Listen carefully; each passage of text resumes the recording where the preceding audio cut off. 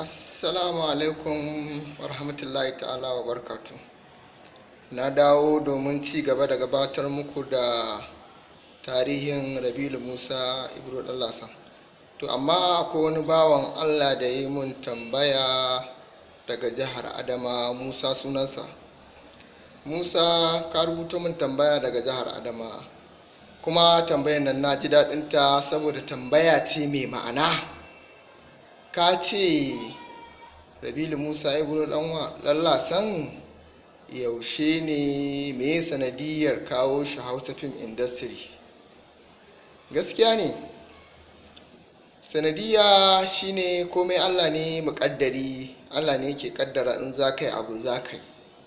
To amma ni abin da na sani shine Rabilu Musa IBRO ɗan Lasan da mai yin drama ne a Wudil. Ma'abocin yin drama ne, shine ake kira wasan daɓe, irin wasan da mutane za su je su biya kuɗi su kalla su dariya ai ha a wuce wajen.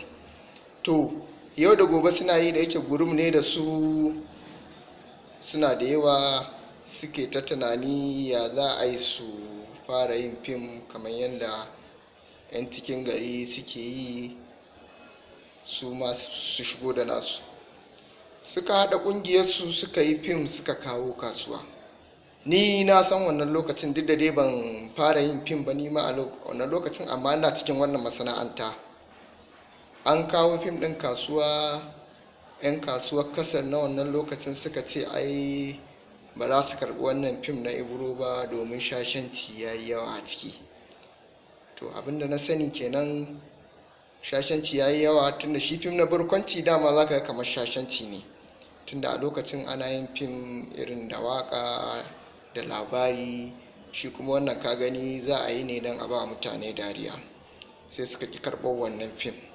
Ƙarshe bayan ya koma da shi sai shawara da mutanensa suka ce to tunda an yi fim ɗin nan kuma so ake duniya ta gani, me zai hana su mutanen nan kawai ka je ka bar musu wannan kasar ɗin kyauta?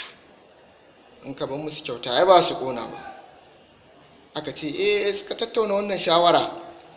Rabilu Musa IBRO ɗan Lasan ya dawo kasuwa ya ce ga wannan fim da na shirya, tunda kun ce ba za ku siya ba, shashanci ne, to ni na ban muku kyauta.